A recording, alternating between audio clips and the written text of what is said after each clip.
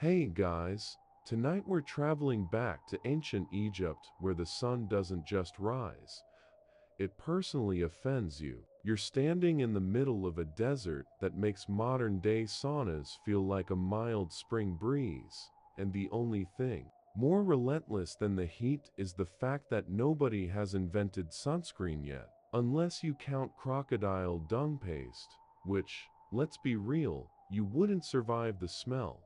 So before you get comfortable, take a moment to like the video and subscribe, but only if you genuinely enjoy what I do here. And hey, drop a comment below, where are you watching from, and what's the local time? Because tonight, we're talking about time itself.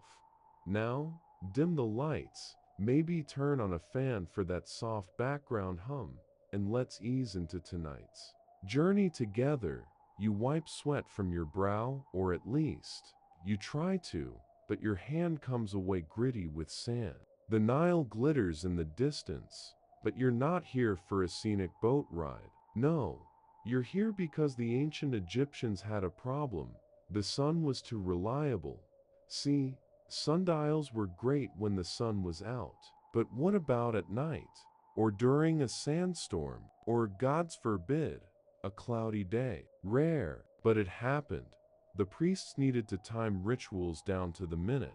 The farmers needed to predict floods. And the pharaoh? Well, the pharaoh needed to know exactly when his next snack break was.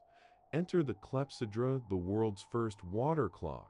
Picture a simple clay pot with the hole at the bottom, dripping steadily into another pot below. The lower pot had markings, lines showing how much time had passed. Simple, right?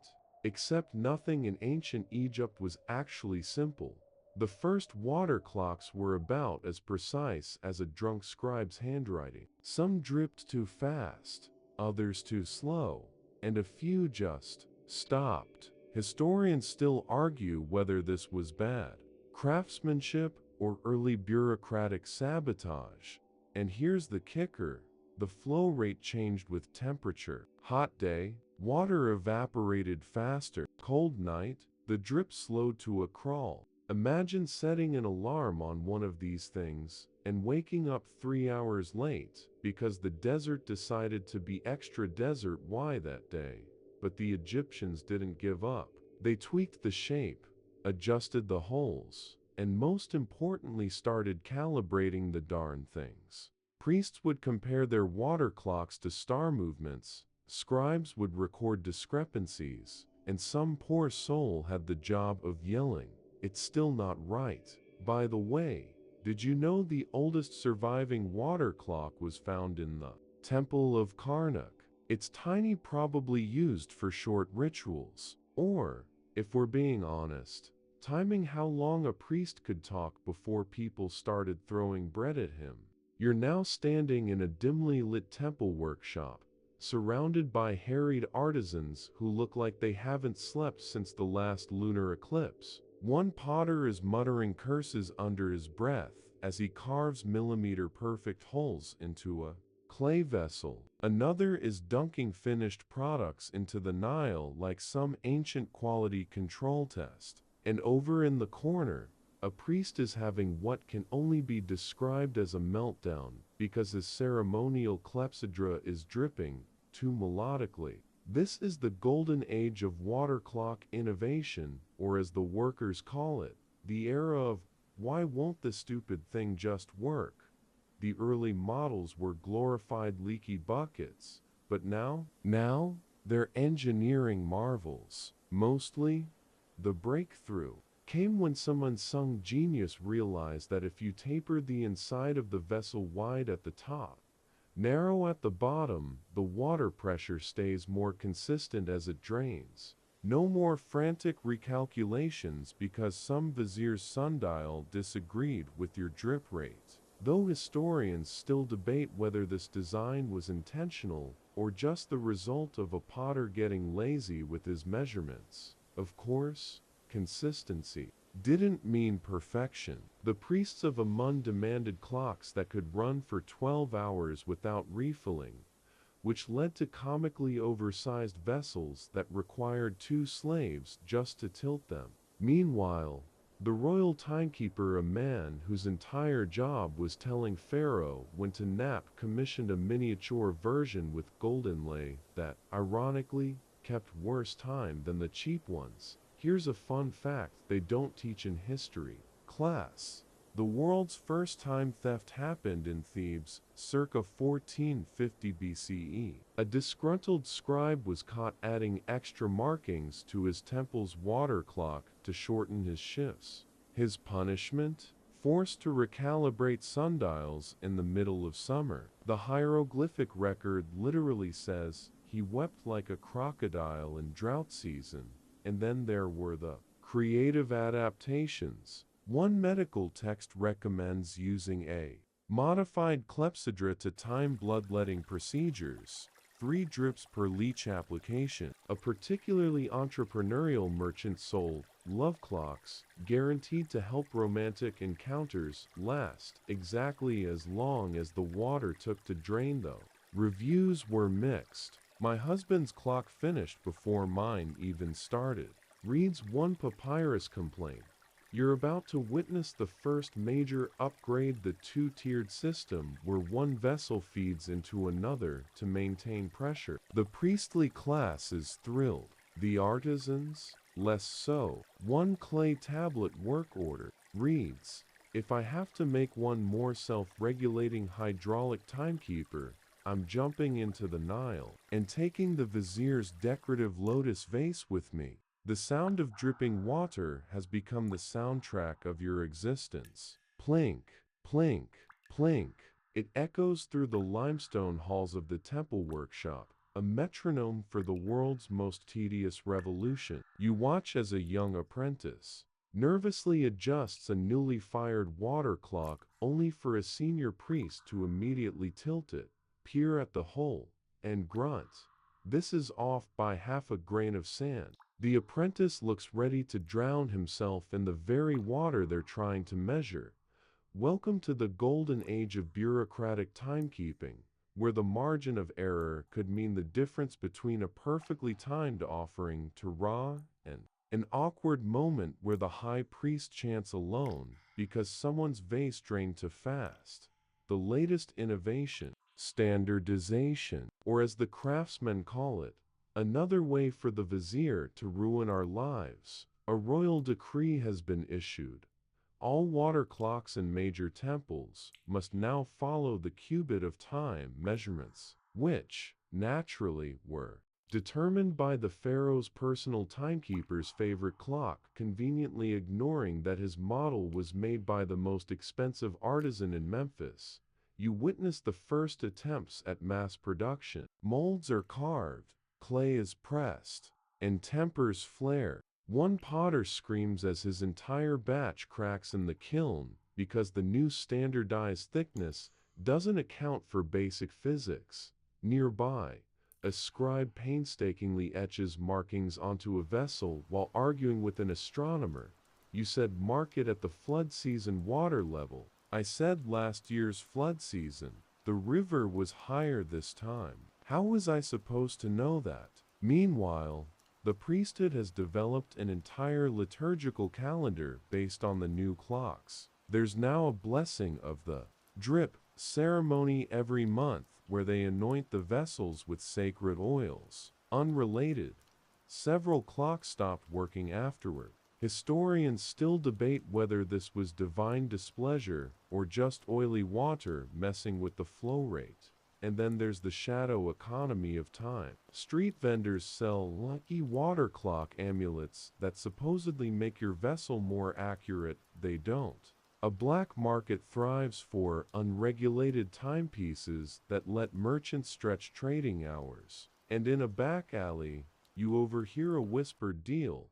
3 debens of copper for the fast dripping one. Make it 4, and I'll throw in a sundial that accidentally runs slow afternoon. The funniest part, for all this effort, the average farmer still just looks at the sun and goes, close enough. The Nile's annual flood has arrived, and with it chaos. You're ankle deep in swirling brown water as priests wade through the streets clutching their water clocks like newborn infants. One panicked acolyte is bailing out his vessel with a golden cup while screaming, "The sacred drip can't get wetter." It turns out nobody considered how actual water might affect the water-based timekeeping system. This is the moment ancient Egyptian timekeeping grows up, or at least gets slightly less ridiculous. The floodwaters recede to reveal an existential crisis. All the carefully marked measurement lines on the temple's clepsydras are now meaningless. The river's silt has changed the water's viscosity. Yes, they had a concept of viscosity expressed as, "The gods made it sticky this year." A council of priests, astronomers, and one very hungover mathematician gathers to solve the problem. Their conclusion? Seasonal calibration tables. Now every water clock comes with a papyrus scroll titled, "How Fast Your Drip Should Be When Osiris is Moody," a flowchart of adjustments for flood season, harvest season, and that weird hot week when even the scorpions hide. It's progress, sort of. The royal astronomer insists it's science. The temple bakers insist it's nonsense because their bread rises the same no matter what the clocks say. Meanwhile, luxury timekeeping has gotten out of hand. The vizier's new eternity clock features a carved ibis that appears to track the hours. A dozen incense that burns at a rate meant to match the water absolutely doesn't. A slave whose sole job is to whisper "magnificent" every time it drips, but the real revolution is happening in the shadows. A rogue engineer from the Delta has invented the multi-chambered clepsydra stacked vessels that maintain constant pressure. It's brilliant, it's accurate, and it's technically illegal because the high priest insists time must flow in one direction like the sacred tears of Horus. The inventor is last seen fleeing to Nubia with a prototype and a sack of royal wine. As you leave, a child throws a pebble into a water clock. The resulting splash shortens high noon by approximately one prayer's worth of time. Nobody notices. You wake to the sound of hysterical shouting. A priest is shaking an empty water clock like it owes him money, while a line of temple workers stand frozen mid-task, some with bread half raised to their mouths, others mid-step, all because the great drip has stopped. Turns out, someone forgot to refill the main clepsydra overnight.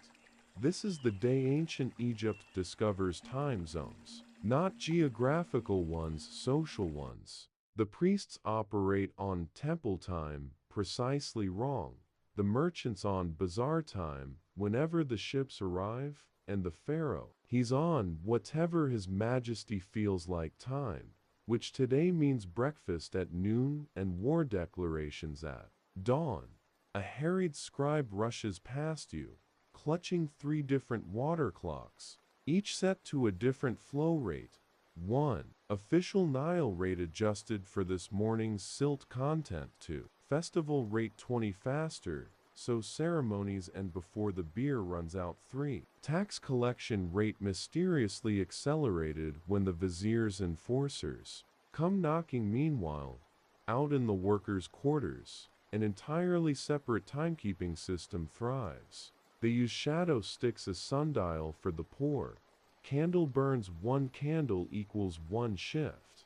In the highly scientific, how much my feet hurt method. When a water clock merchant tries to sell them an affordable model, they laugh him out of the district with the chorus of, "My donkey's piss breaks more evenly." The funniest crisis emerges at the palace. The pharaoh's new Babylonian bride keeps missing appointments because her homeland used weight-driven clocks. A diplomatic incident nearly erupts when she calls Egyptian timekeeping adorably primitive, prompting the high priest to decree that all foreign timepieces must be blessed. Read. Sabotage before use. As dusk falls, you spot 2 astronomers fist-fighting over whether a particularly bright star should reset the lunar calendar. Nearby, a bored guard marks his shift by scratching lines into a mud brick. Somewhere, a water clock drips on, unaware it's about to become obsolete. The Nile has flooded again, but this time, the water clocks are ready, or so they thought. You watch as priests frantically recalibrate their devices, while farmers laugh and point at the sky. The herons returned 3 days ago.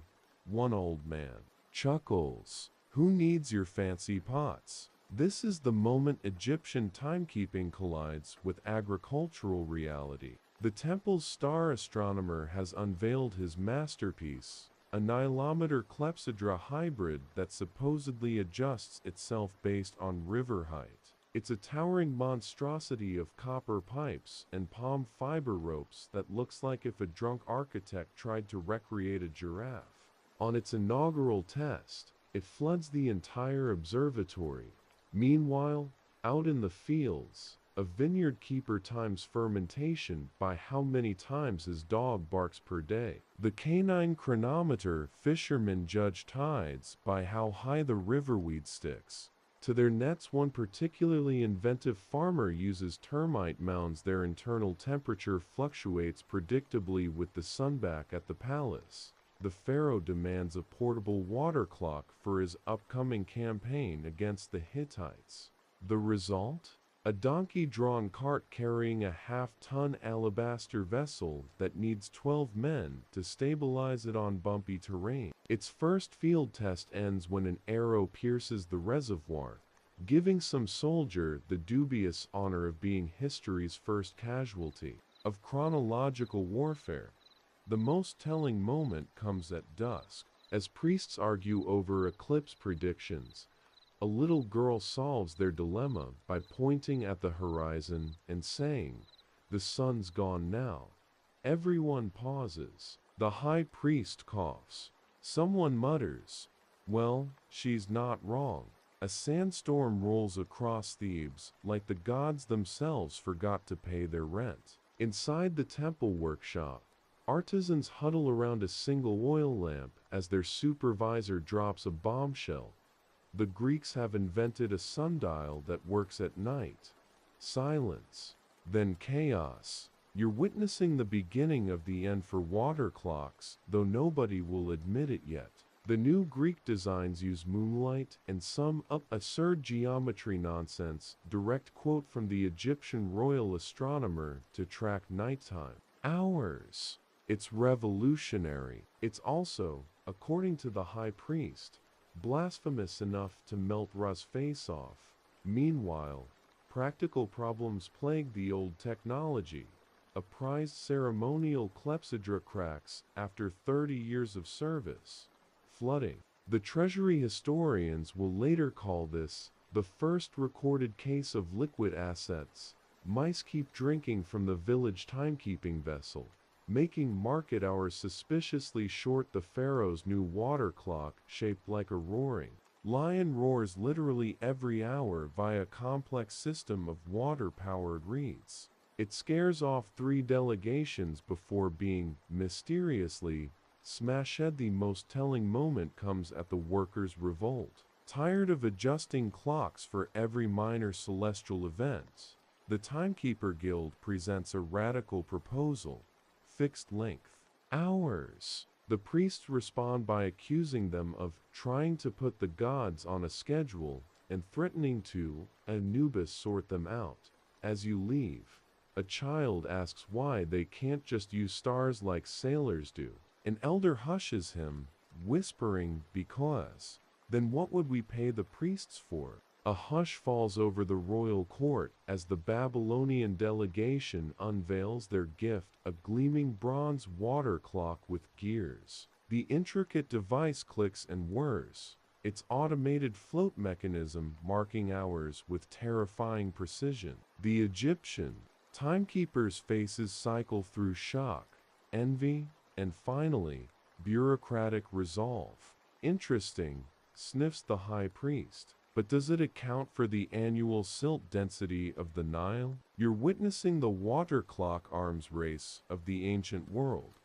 Egypt's countermove? The sarcophagus chronometer, a massive black granite timekeeper that doubles as a coffin for maximum philosophical resonance. It works terribly. Granite's terrible for water regulation, but looks intimidating as hell. Meanwhile, merchants have started importing cheap Greek clepsydras that use olive oil instead of water. They're marketed as unspillable. They're extremely spillable. The funniest development comes from the palace kitchens. The head chef, tired of ruined meals, has created the soup clock, a pot that boils dry exactly every 2 hours. When the royal astronomer complains, "This isn't real timekeeping," the chef retorts, "Tell that to the lamb that's not charcoal." Down at the docks, a new problem emerges. Sailors keep stealing the water clock drips to season their food. Tastes like time. One grins, prompting the world's first temporal copyright lawsuit. As dusk falls, you spot a young scholar sketching something revolutionary, a sundial with adjustable angles. He hides it when priests walk by. The future is coming, one suppressed innovation at a time. A full-blown temporal civil war erupts when the pharaoh's new wife, a Mitanni princess, demands her ancestral fire clocks be installed in the palace. You watch as Egyptian priests and foreign timekeepers engage in the world's most pedantic battlefield. Fire burns at inconsistent rates. Water evaporates, you hypocrites. At least ours doesn't smell like your scorched ox fat timers. The compromise? A water-fire hybrid clock that steams like an angry hippo and terrifies the palace cats. It lasts exactly 1 day before exploding spectacularly during the vizier's birthday banquet. Historians will later call this the first recorded instance of someone being late due to shrapnel. Meanwhile, out in the real world, caravans adopt candle clocks that double as emergency rations. Tastes awful, but marks midnight. A rogue astronomer proves water clocks run differently at pyramid peaks versus bases, sparking the "Are tall people older?" philosophical crisis. The first time related graffiti appears near Karnak. A crude sketch of a water clock with the caption, "Your mom drips slower." The most telling moment comes at dusk. A child asks why time can't just be, instead of needing measurement. The high priest responds by frantically refilling all nearby clepsydras. The Nile has frozen. Okay, not literally. This is still Egypt, but the unthinkable has happened. A water clock manufacturer has gone bankrupt. His workshop now stands empty except for one defiant scribble on the wall.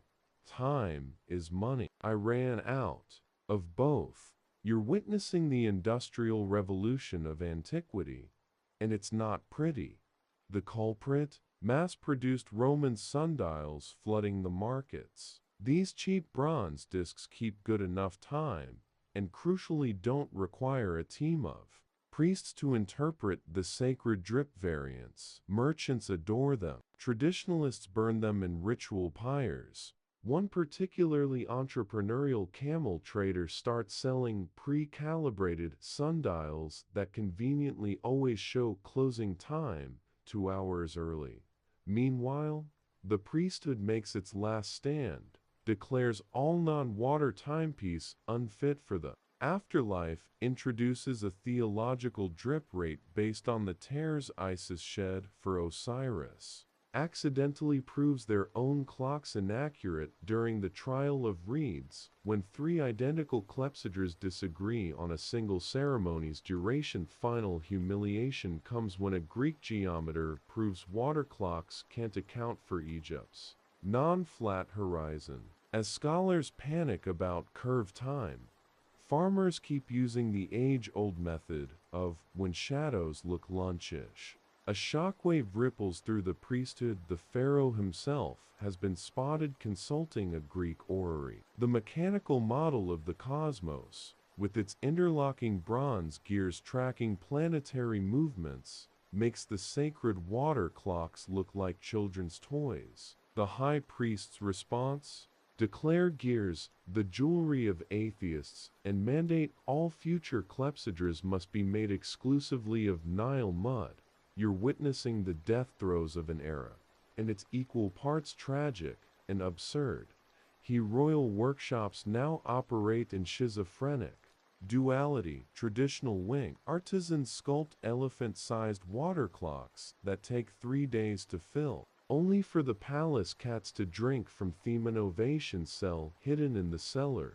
Greek-educated scribes build gear-driven prototypes, disguising them as decorative wine dispensers when inspectors visit. Meanwhile, the common people have moved on entirely. Market stalls sell pocket sundials carved from ox bone, while sailors swear by their new knotted rope clocks, each knot representing an hour's worth of burning. The first recorded instance of someone literally watching time burn.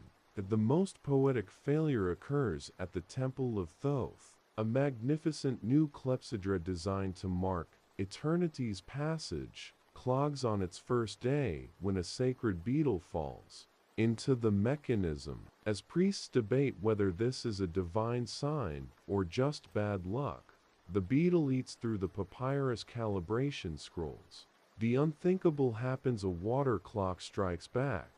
During the annual festival of hours, the high priest's prize clepsydra accidentally drenches a Roman diplomat's fancy new sundial. The ensuing diplomatic incident escalates until both nations threaten to standardize timekeeping by war. You're caught in the middle of history's pettiest conflict, the chronology wars. Battle lines are drawn. Pro-water faction, elderly priests who've spent lifetimes calibrating drips, now staging sacred leaks in sundial shops. Pro-sun alliance, young merchants who've tattooed shadow angles on their arms for quick reference. The candle underground, mystics who believe all timepieces are illusions, and only burning wax reveals truth. Violence peaks when someone hurls a water clock from the palace walls. It hits a sundial merchant's stall, creating the world's first timekeeping-related flood. The pharaoh finally decrees a compromise. From now on, official hours shall be measured by water, but you can think in sunlight if you must. Nobody's happy. The perfect compromise. A strange quiet blankets the timekeepers' guild. The once bustling workshops now stand half empty, their walls still stained by decades of water mineral deposits. You find the last master clepsydra craftsman painstakingly etching markings onto a vessel, not for the palace, but for his own funeral. "They'll bury it with me," he murmurs, "so I can be late in the afterlife too." This is the twilight of the water clock, not with a bang, but with bureaucratic obsolescence. The new Roman prefect has declared all official timekeeping must use those round things with numbers. Even the priests have given up, though they still perform the annual blessing of the drip out of spite. The final indignity? Temple clepsydras repurposed as flower pots. The sacred drip now waters lilies. A mathematician proves you could measure time by watching paint dry with equal accuracy. Play, priest, and sundial, the streets. The water clock roll always. The comic reliefus: you leave Memphis. A single droplet falls from a broken vessel onto your sandal. Somewhere, young scholar invents the escapement mechanism. The cycle continues. Dust swirls through the abandoned timekeeper's quarter as you hold a pottery shard, the last remnant of a clepsydra that once measured pharaoh's baths. Outside, Alexandria's great clock tower chimes the hour with mechanical precision. Its sound carrying over rooftops where generations of Egyptians once listened for the sacred plink of water meeting water. The paradox is complete.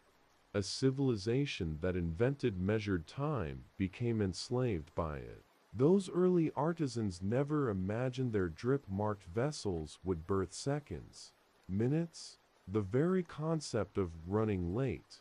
The Nile still floods, the sun still rises, but now they do so against the indifferent ticking of geared wheels. Yet, in quiet corners, the old ways persist. A Nubian midwife still times births by how long oil floats on water. Desert nomads laugh at city time, navigating by star arcs and camel breaths in a Theban basement. A stubborn priest keeps one clepsydra running just to prove he can. You place the shard back in the sand. Somewhere, a water clock still drips, not because it must, but because the river's song never truly leaves the clay. Fading into the sandsass, the last echoes of Alexandria's clock tower fade into the evening hush. Let your mind drift like Nile silt settling after the flood. Those ancient water clocks, with all their imperfections and sacred drips, measured more than hours. They marked human devotion to patterns, our longing to sync heartbeat with cosmos, to find rhythm in chaos. Breathe deeply now. The pressures of modern timekeeping melt away here at Story's End. No alarms, no deadlines, just the peaceful certainty that, like the river, like the stars, you are exactly where you need to be in this moment. The world turns without your pushing. Clocks may tick, but eternity breathes. Let go. The night welcomes you as it welcomed pharaohs and potters alike. No measuring, no counting, only rest, endless and sweet as an unmarked vessel. Sweet dreams.